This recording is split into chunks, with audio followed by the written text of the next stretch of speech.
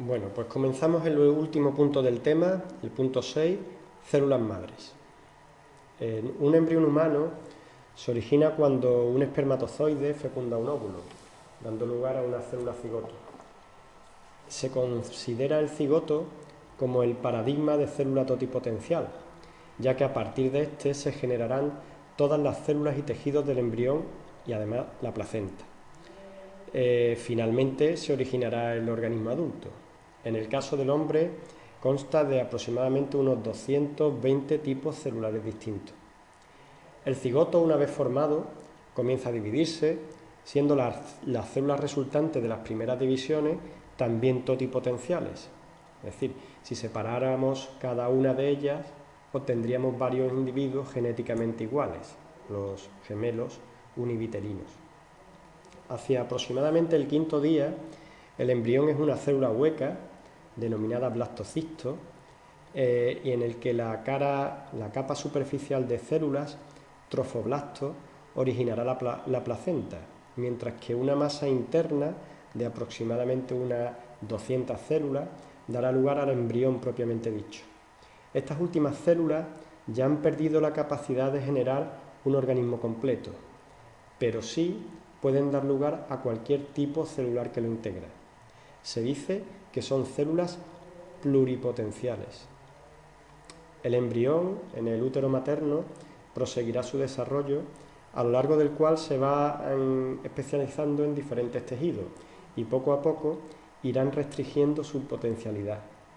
No obstante, en un individuo ya formado, en algunos tejidos, se mantendrán poblaciones de células que permitirán el reemplazo de las células que se pierden por el desgaste normal o por enfermedad por otras nuevas. Son las llamadas células multipotenciales de adultos. Y un ejemplo de estas serían las células madre hematopoyéticas, que originan todas las células del sistema sanguíneo e inmune. Bien, una vez vistos estos tres tipos celulares, pues podemos definir lo que es una célula madre. Las células madres son células indiferenciadas, es decir, no especializadas, que son capaces de renovarse a sí mismas por división celular y de transformarse en diferentes tipos celulares. Estas propiedades hacen de ellas un recurso extraordinariamente prometedor para generar células sanas que reemplacen células enfermas en un organismo adulto. En la actualidad se conocen tres clases de células madres. Las células madres embrionarias, que proceden del embrión. Las células madres germinales embrionarias, obtenidas del tejido gonadal del feto. Estos dos tipos, son pluripotenciales, es decir, pueden dar lugar a cualquier tipo de célula humana. Por último, el tercer tipo son las células madres de adultos, que son multipotenciales, es decir, solo pueden dar lugar a tipos de células de determinados tejidos. Las células madres embrionarias se originan a partir de la masa celular interna de embriones de 4 o 5 días. Una vez aisladas, son cultivadas en el laboratorio sobre una capa de células de piel de un embrión de ratón, y en estas condiciones las células pueden dividirse durante años, transformándose en millones de células. Desafortunadamente, en este proceso existe la posibilidad de que se puedan transmitir virus o sustancias nocivas, por lo que se están buscando alternativas. La principal línea de investigación con estas células es controlar y dirigir su diferenciación en el tipo celular requerido, para lo cual es absolutamente necesario conocer qué genes y en qué momento de la diferenciación de las células tienen que ser activados y desactivados, y qué factores o señales externas, sustancias secretadas por otras células, contacto físico con las células vecinas y moléculas del microambiente celular controlan esta diferenciación. En cuanto a las células germinales embrionarias, se obtienen a partir del tejido gonadal de fetos humanos entre 5 y 9 semanas. La dificultad para cultivarlas es mayor que en las anteriores. Mientras que las células madres de adultos se encuentran entre las células ya diferenciadas de un tejido o un órgano. Su principal misión en un ser humano es mantener y reparar el tejido en el que se hallan. Las más conocidas son las células madre hematopoyéticas, localizadas en la médula ósea y la sangre periférica, y que ya se utilizan en el tratamiento de enfermedades como la leucemia y para recuperar, por ejemplo, el sistema sanguíneo inmune tras un tratamiento con quimioterapia. Recientemente se ha descubierto que a partir de células madre hematopoyéticas se han podido obtener células nerviosas, musculares y hepáticas. Además, se han identificado células madres en la córnea, retina, músculo esquelético, piel, hígado, páncreas, cerebro y tracto intestinal. Sin embargo, las células madres de adultos presentan dos grandes dificultades. La primera es que no proliferan en cultivo, lo que supone un factor limitante para su uso, y la segunda es que son muy escasas y evidentemente muy difíciles de identificar en una persona adulta. Con todo ello, el retrato robot de una buena célula madre sería el que vemos a continuación. Debería ser una célula pluripotente, que se pudiera generar cualquier tipo buscado de célula. Debería ser inmortal, es decir, que podríamos obtener a partir de ella más células madres por división mitótica. Deberían poseer un fenotipo estable y deberían carecer de potencial tumorigénico, a su vez de ser susceptibles de una manipulación genética fácil. Las aplicaciones terapéuticas pues son muy diversas. Nos pueden proporcionar, por ejemplo, información crucial para comprender los complejos procesos por los que una célula indiferenciada y que no cesa de dividirse se transforma en una célula totalmente diferenciada y que deja de multiplicarse. En este aspecto, muchas malformaciones congénitas y enfermedades tan importantes y graves como el cáncer se originan por anomalías en la división y en la diferenciación celular. Podrían ser utilizadas también en el ensayo de nuevos medicamentos, antes de probarlos en animales y posteriormente en voluntarios humanos. Además, se podrían obtener células hepáticas especializadas en detoxificar el medicamento en estudio y poder así prevenir reacciones adversas en los pacientes. Pueden ser utilizadas para reparar y regenerar tejidos u órganos enfermos o dañados. Este es sin duda el potencial que más expectación ha creado, ya que además de acabar con el problema de la falta de donaciones de órganos, pues pueden ser la terapia definitiva para enfermedades tan devastadoras en nuestros días como el Parkinson, Alzheimer, diabetes, enfermedades cardíacas, lesiones de médula espinal, enfermedades hepáticas, artritis, en fin, y muchas más. Recientemente se ha conseguido regenerar parte del tejido cardíaco de un corazón infartado utilizando células madres de la propia médula ósea del paciente. Sin embargo, hay un problema, una gran dificultad, el tema ético.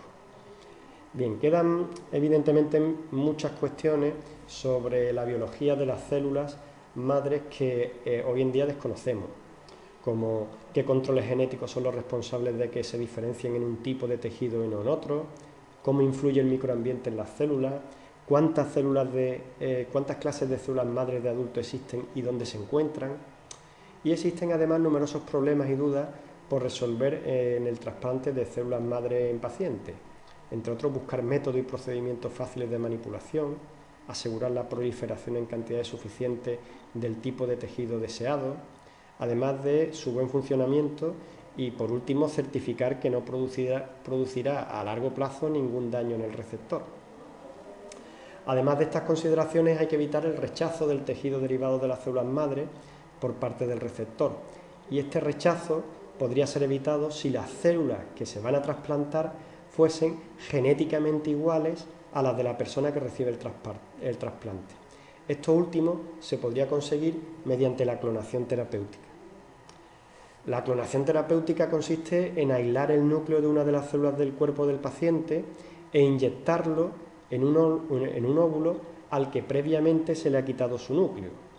El óvulo así fecundado se cultivaría in vitro hasta el estadio de blastocisto y de aquí se obtendrían las células madre. Algunos científicos han propuesto la creación de bancos de células madre obtenidas por clonación terapéutica. Así, de cada individuo se obtendrían cultivos de células madre, que, por ejemplo, se podrían conservar en previsión de su posible uso posterior para autotrasplantes o para cualquier otra faceta que la persona necesitase. Claro, la realización de estos métodos de investigación ha levantado una gran polémica porque se utilizan para ello embriones humanos. En la actualidad, la Junta de Andalucía ha tomado hace tiempo ya, hace unos años, la iniciativa para permitir el uso en investigación de los embriones sobrantes de los programas de reproducción asistida con más de 5 años. Y parece ser que el Gobierno de España pues ha seguido, digamos, esta implantación.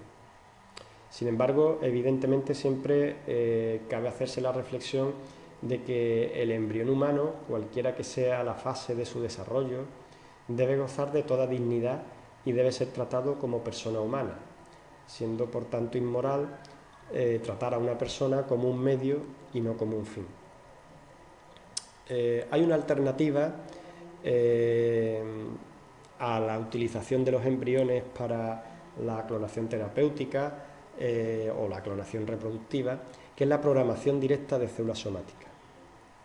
Es decir, una de las grandes aspiraciones de los estudios sobre el desarrollo embrionario, pues como hemos visto anteriormente, consistía en ser capaces de controlar genéticamente los factores que influyen en la reprogramación celular. Es decir, aquellos procesos que son los encargados de transformar una célula indiferenciada en otra célula totalmente diferenciada, en una célula somática. Hoy en día pues, se ha conseguido avanzar mucho en este tema y se ha conseguido desprogramar y reprogramar células somáticas y evitando, por tanto, acudir a la transferencia de núcleos a ovocitos con la consiguiente formación y posterior destrucción de los embriones. Dos investigadores son los que han dado los primeros pasos. El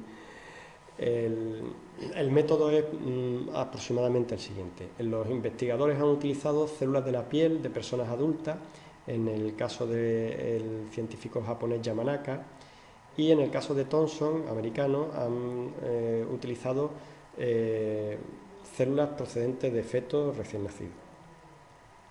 Se introducen en las células genes que van a desprogramar a la célula hasta llevarla a un estadio embrionario, es decir, es como si una célula totalmente diferenciada la lleváramos hacia atrás en el tiempo hasta convertirla en una célula totalmente indiferenciada.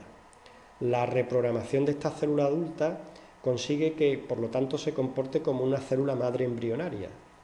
Estas se cultivarían en el laboratorio y a continuación pues desarrollaríamos ese cultivo, de tal manera que obtendríamos una masa de células madres embrionarias que mediante técnicas que ya se emplean con las células madres embrionarias pues se reprogramarían para que se diferenciasen en otros tipos celulares humanos, ya sea células nerviosas, células musculares, células sanguíneas, células hepáticas.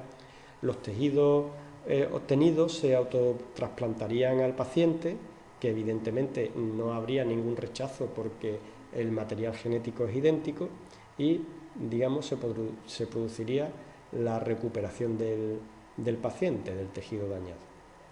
Bien, el siguiente vídeo, que ya lo vimos en clase, pues nos lo explica con un poquito de más detalle, y con este punto terminamos el tema 2, y yo recuerdo siempre al final una frase, y en este caso relacionado con el tema, el hombre lo que busca al fin y al cabo es aproximarse un poquito más a la inmortalidad, y muchas veces perdemos la idea de que realmente no se trata de una cuestión de tiempo, sino de saber utilizarlo, de no desaprovecharlo.